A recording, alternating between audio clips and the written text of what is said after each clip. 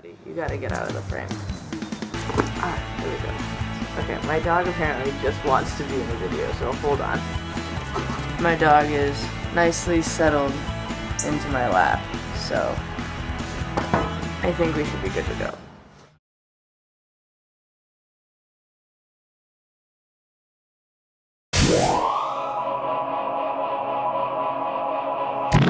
Hey guys, it's Elliot. It is currently June 26th and I am 18 days on T, so that's pretty exciting. So far, really just voice change. I did do my first shot on my own the other day, so that was pretty exciting. I was pretty shaky about it, but ultimately it was fine. It didn't hurt. It was mostly just like a mental thing, like, do I want to go through with this every 2 weeks for the rest of my life? Like, is this really what I want? I did the stabby motion a whole bunch of times. I knew that the changes that I had seen so far were changes that I liked, and I wanted so many changes that hadn't happened yet that I knew that I needed to do this. I guess I wanted to talk about a whole bunch of stuff. I don't know what's going to make it onto the video, but there's just been a bunch of stuff on my mind that I kind of want to process out loud. The first thing is that since I've been at home, people have been saying Karen instead of Elliot because my family doesn't know yet. And also, like, when visiting friends' parents, some friends' parents don't know yet, so they've been calling me Karen. And it's just been really, it's been harder than I thought. I was just getting used to Elliot, and then I had to switch back to using my birth name. I kind of have the opposite opinion or opposite feeling of a lot of other trans guys out there, in that I used my name to help identify who I was. I knew that I didn't fit in with the typical gender norms of what is a girl, so I just said, well, I'm just me. I'm just Karen.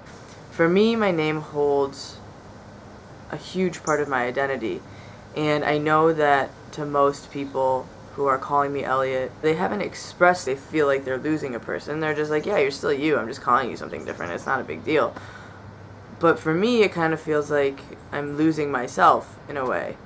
And I know that I'm not, and I know that it seems silly, but it's just, it's tough, because when I hear people say Karen, it just reminds me of almost when things were easier, because I was masking this. It hadn't been an issue that had become large enough that I had to deal with. Now it has, and it's tough sometimes. But ultimately I know that this is the right choice.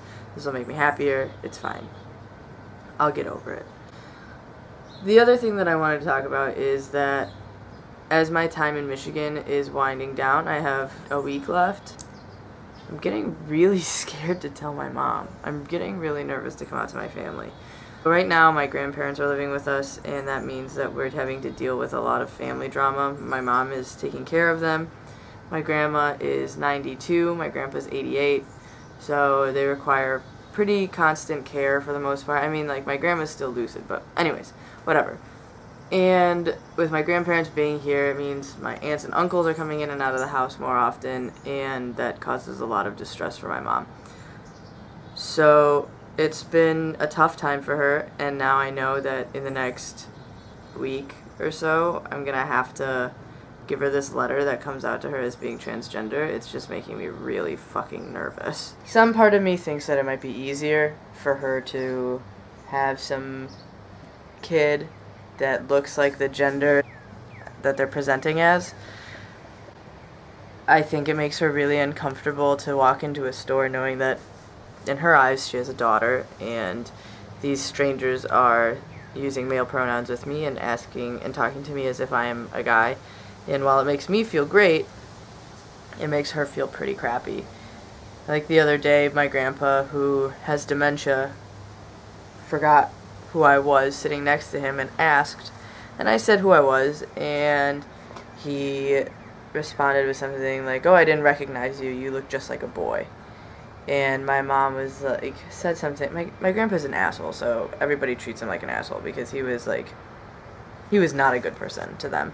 And so she said something along the lines of, like, you must have, like, your dementia must be really getting bad, if you think that your own granddaughter is like a grandson. Something along those lines. So, it is what it is, but hopefully she'll communicate with me. That's the other thing, is that we don't have a very communicative relationship.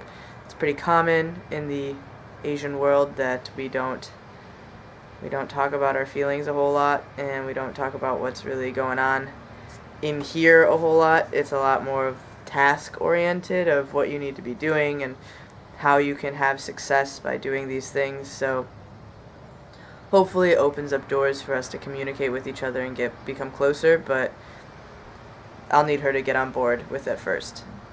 Hopefully she does. To ease the process, I wrote her a letter, and I asked her to contact me when she felt ready.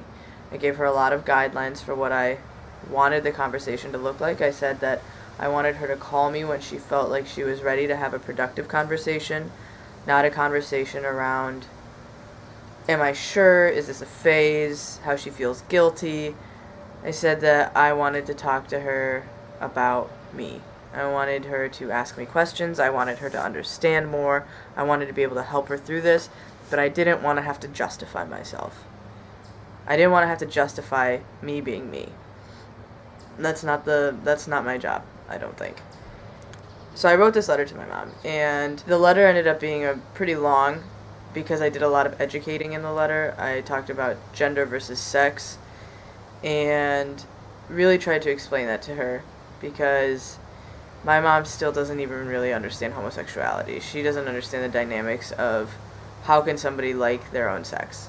She thinks that she really can't wrap her mind around it. So I do a lot of educating in the letter, but after reviewing it with my therapist, we decided that maybe that wasn't the best place to do it. Maybe give her resources. So I don't know. I haven't done it yet, so I can't really say you should do this, but it's been really like therapeutic for me to do this. I bought a book. I bought this book. It's called Beyond Magenta, and it just has the story of like 5 different teenagers with 5 different explanations of their gender, and it varies. You know, there are people who are completely on the binary of male to female, female to male, and there's some people who are more in between and gender fluid. So it just goes through and it lets them tell their story, and I went through, I annotated it and highlighted it with like personal accounts of how I related to their stories. And originally I wasn't going to do this. I was just flipping through the queer section at my bookstore, and I saw this book, and I flipped open to the first page, and it was the story of a only child named Jesse, female to male. Both of his parents are Asian, and so I just felt like I could relate to this person quite a bit, and so I kept reading, and I kept being like, yeah, no, me too, I agree. So I figured that that would be a really good resource for my mom to have, this stupid fly. So hopefully she'll read it, and she'll take a look at my notes, and she'll understand. But I am getting just really nervous for how real it seems. It's actually happening, and I have to do it regardless of whether I feel ready or not, because the days are passing, and it's gonna happen. It's gonna get here. I think that I've kind of been emotionally bracing myself by keeping a distance from my family while I've been in town, which has felt kind of shitty, because the next time I see them will probably be Thanksgiving or Christmas, and Lord knows that I will be different then, I will look different then, I'll sound different then. But it's really hard to be around my mom and to be around family knowing that they might not approve of me in a matter of days, feeling like I'm hiding something, feeling like I can't be myself, and that who I am is somebody that they won't approve of and that they won't understand. It just makes interacting with them really difficult. And so I think I'm just preparing myself emotionally by trying to purposefully distance myself from them, so if it goes horribly wrong and if I lose contact, I'll at least feel a little bit more prepared, because there have been times when I've been hanging out with my mom and it's been really great, and then it becomes really sad because I think would this still be great if you knew who I really was? And I hope the answer is yes. I mean, she's already fine with having a kid who presents their gender pretty differently from mainstream culture, so that's nice. But this might be a little too much. Who knows? God damn it, these stupid bugs. So who knows? We'll see. We'll see what happens. I'm excited in the sense that after I tell her, I can live my life openly. I can be who I want to be. I've already told my work. I've already told my friends. I'm excited to be me finally. And while it's scary, it's good. It'll be good. It'll have to be good. Right? That's what I'm telling myself. So, I have to go pack. I'm going to Pride this weekend in Chicago. I'm really, really psyched. Get to see some friends. And it'll be my first real Pride parade. I went to one in Michigan, which was cool. It was really cool, but I accidentally went to it. And it was pretty small, so I'm excited to see what Chicago has. And hopefully I get to go to Chicago Chinatown. Best Chinatown ever. Cool. So, anyways, I'll talk to you guys later. Maybe I'll make a video before I leave. But this is my voice, 18 days on T.